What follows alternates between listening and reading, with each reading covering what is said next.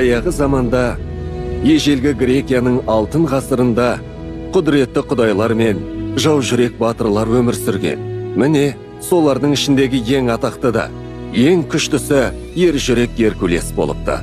Ал батырдың батырлығы немен өлшенеді? Біздің хикаямыз сол жайында. Естідіңдер ме, қыздар? Түймедейді түйедей ғып баяндауын қарасаңшы. Сабыр ет, құрбым. Өзіміз жалғастырамыз, қымбаттым. Ал сәттілік арулар. Сонымен біз музалармыз, батырларды дәріптейтін өнер құдайлары боламыз.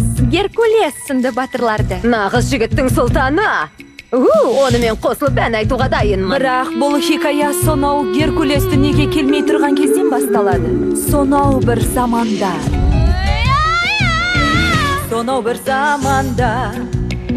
өзге еді адам ғалымда, алып тарар басып сойқанды салған маңайға.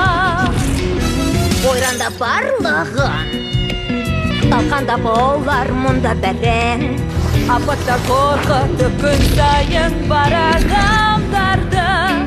Масқара! Сол кезде сескелі маңайын тегістеп, төгіп жайратты бәрін. Бірде қалмай жоғалып кетті. Ол нағыз ер байлықтарын жеңгенше үйі. Ер жүрек ер кетті. Дәл солай. Арбасты күндемеді. Бейбіт жолында жеңістеді бір керегі. Әлемдің бөлін жайнады, шатаққа бөледі. Бәрінен ұлы еді оның, осы болмаса.